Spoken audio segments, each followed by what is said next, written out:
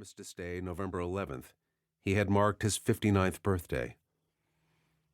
He was the most controversial American general of World War II, George S. Patton, known to some of his more than 250,000 men in the Third Army as Old Blood and Guts.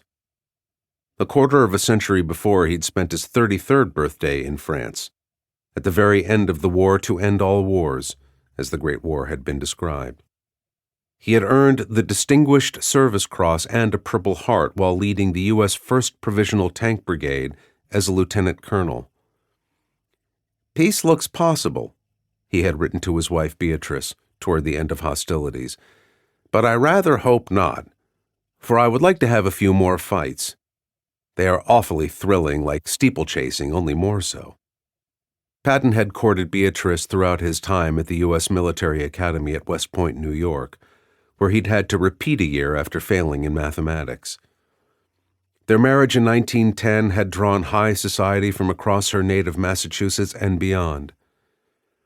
She would remain utterly devoted to her husband, despite rumors of him having an affair with the daughter of Beatrice's half-sister, let alone the considerable challenges of being married to such a mercurial, hard-driving man.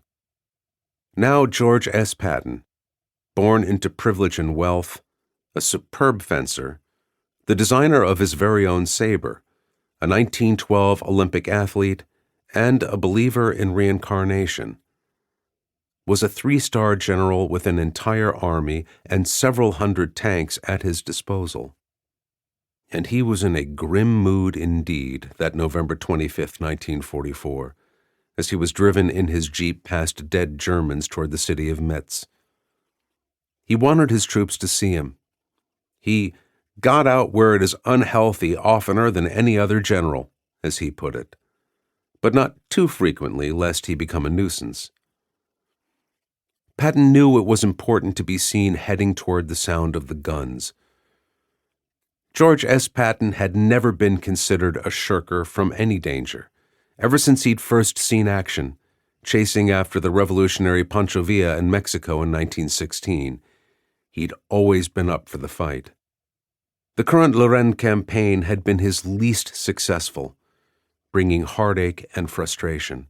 The Germans themselves would later criticize his tactics, arguing that attacking forts in Lorraine and the city of Metz had been too costly.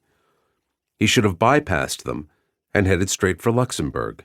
He was, after all, a master of mobile armored warfare. But the terrain and weather had not permitted it. Above all, Patton cursed the weather. It explained all of his problems. He was convinced of it. That was why he was stuck in the mud. "If it only won't rain, we will go places." That was what he'd written to his dear wife, Beatrice. "If it only won't rain, we will go places." Allied Supreme Commander Dwight Eisenhower had expected Patton to carry the ball all the way and push through Lorraine to Germany. Patton had hoped to declare victory by his birthday, but that had not happened.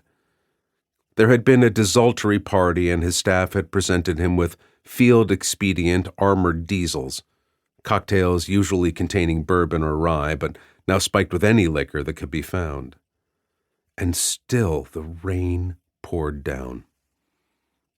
Trench foot was rampant. In one division, Patton recalled, there were an extraordinary 3,000 cases.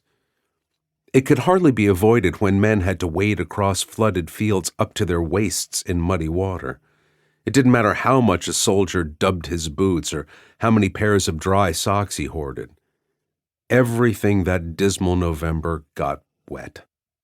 Lieutenant Colonel Alban F. Erzik, one of Patton's most able tank officers, recalled how Patton's 4th Armored Division, to which Erzik belonged, had finally gotten bogged down after thundering across France.